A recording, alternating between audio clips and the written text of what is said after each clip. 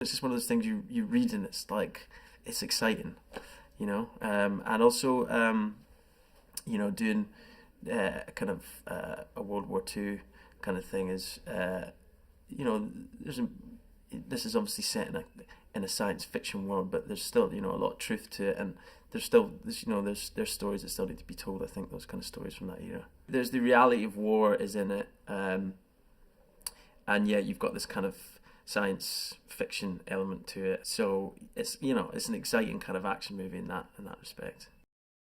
Chase is a war correspondent. He's a photographer, and he's probably out of the group the one that's kind of that's maybe not that anyone of that time was like completely war ready, but he's probably the least of them that is. He's probably the least feels like he's cut out for it. And he's probably the misfit or the runt of the group. And his weapon's his camera. He's there to tell that story and stuff. He'll have obviously gone through basic training and things like that, but he's not really there to fight the war. In his respect, he's there to fight the war by documenting it.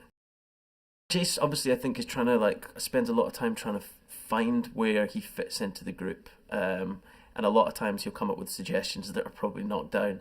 I think him and Tibbet have quite a maybe on the outside quite a fun relationship to see, because they come from completely different sides. I see kind of Chase probably being a bit more from an upper class background, more involved with the arts, whereas Tibbet's more someone from the streets who's he's brash, and so they clash a lot.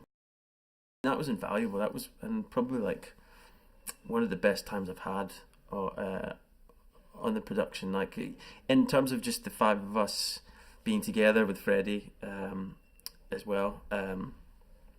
It really very quickly got to know each other very, very quickly, and then just being out, in terms of being out, we would go for night patrols, midnight, in the middle of this forest where there was no one for miles, and we're walking through this, and it's all about, and Freddie, who was there, who's the military consultant, was all about things being very real, of course, and you just get a sense of what that must have, a very small sense, but what that must have been like to be out and every single twig cracking or animal or bird or whatever is going about in the forest. You just wouldn't know. It just must have been the scariest thing you can imagine. But yeah, we did that. We fired off a ton of World War II weapons. We kind of they showed us things to do, how if you were in the midst of a minefield, how to kind of check for mines.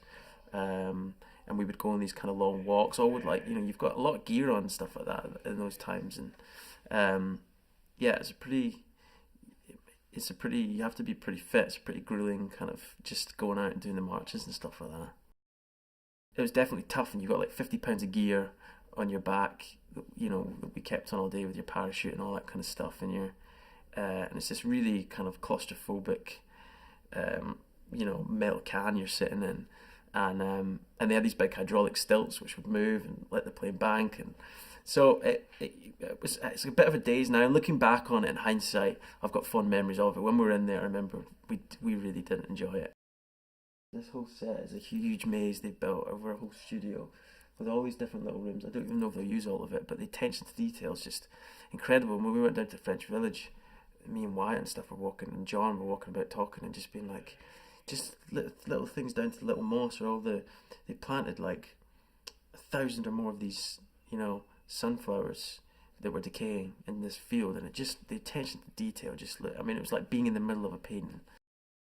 I think he's a fan of movies like this from having talked to him. He obviously gets, he's serious when he needs to be, but he gets, he can be excited on set about certain things which can be infectious. When he's very specific about the action. He knows about that kind of stuff, about weapons and all that kind of stuff, and the way big set pieces should look. You can tell he's got a very good eye for that kind of stuff. So you feel very comfortable being in his hands with that. I think there'll be a lot of action.